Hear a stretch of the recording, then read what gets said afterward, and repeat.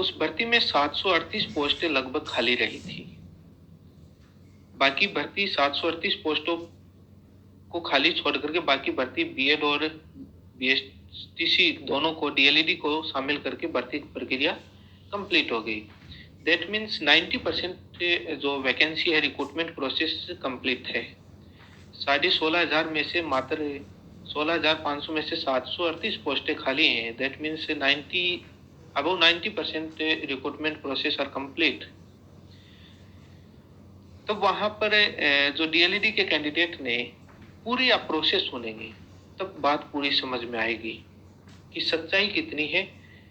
कुछ लोग one liner question रटाने वाले होते हैं, वो कई बार नुकसानदायक होता है। थ्योरी समझनी चाहिए, ग्राउंड समझना चाहिए।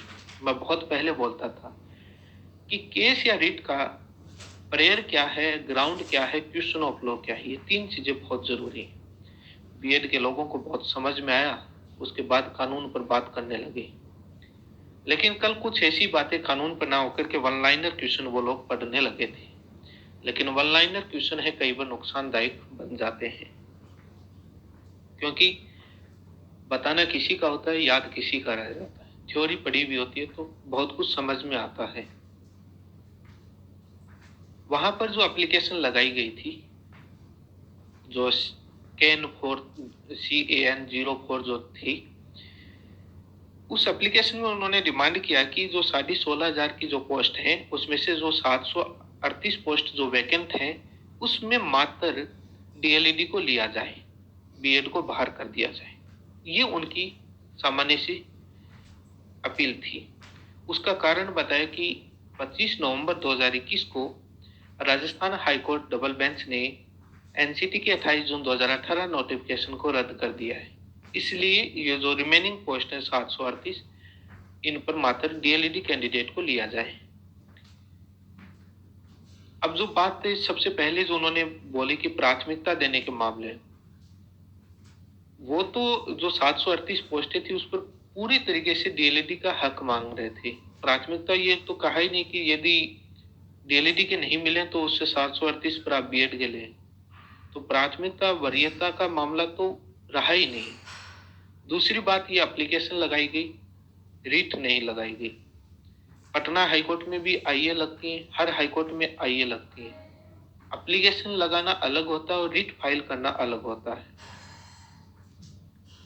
जो एप्लीकेशन लगाई गई उन्होंने तो बोला कि खारिज कर दी गई। खारिज का मतलब होता है डिसमिस। उस 11 पेज के ऑर्डर में कहीं पर भी डिसमिस नाम नहीं लिखा हुआ, डिस्पोज लिखा हुआ। ऑर्डर पास किया गया है। जो कई बातें महत्वपूर्ण जो उसमें ऑर्डर में कही है, तो याचिका खारिज नहीं है। अब मैं एक बात क्लियर कर देता हूँ, जो WPA जो 165 2021 का जो यूनियन ऑफ इंडिया के खिलाफ जो केस लगा हुआ है पश्चिम बंगाल में, वो केस पेंडिंग है। उससे नोटिफिकेशन रद्द को लेकर के कोई भी बहस वहां पर नहीं हुई। क्यों नहीं हुई वो मैं कारण बता देता हूं।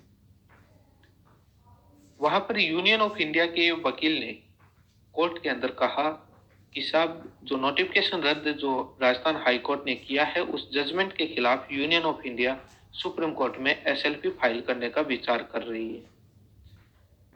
जब सुप्रीम कोर्ट में मामला जा रहा है, विचार कर रही है, तो हाईकोर्ट उसमें यही कहे, हाईकोर्ट में उस मैटर पर बहस ही नहीं हुई, क्योंकि हाईकोर्ट से सुपीरियर है सुप्रीम कोर्ट।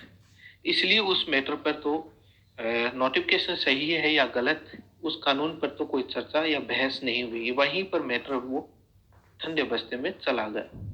अब उस बात पर बहस हुई जो एप्लीकेशन डीएलईडी के कैंडिडेट ने लगाई। ये बीच में मैंने शॉर्ट में बताई, ये बहुत महत्वपूर्ण न्यूज है। बीएसटीसी वाले सक्रिय हो जाएं। भारत सरकार यदि वहां पर जो कहा है ओरली, यदि सुप्रीम कोर्ट में जाती है तो आप लोग तैयार रहें।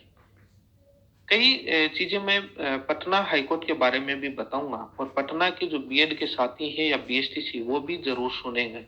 ये वीडियो बहुत महत्वपूर्ण वीडियो है, वो जरूर सुने। वहां पर क्या लॉस हो सकता है पटना के अंदर भी पॉइंट वाइज बताऊंगा। कोर्ट ने क्या कहा उस मामले में, ये डिमांड उन्होंने रखी।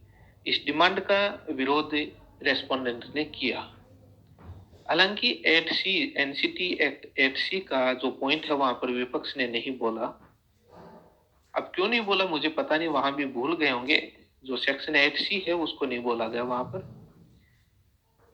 लेकिन कोर्ट ने क्या कहा, ये दोनों तरफ से, एक तरफ से अपोज किया गया उस पोर्शन को और एक तरफ से ये डिमांड एप्लीकेशन में रखी गई। वेस्ट बंगाल की कलकत्ता हाईकोर्ट ने कहा कि इस स्टेज पर हम यह आदेश नहीं कर सकते कि एक ही भर्ती में दो नियम हो। 90% से भर्ती अबव है वो कंप्लीट हो चुकी है, कुछ परसेंट बची है जिस पर हम ये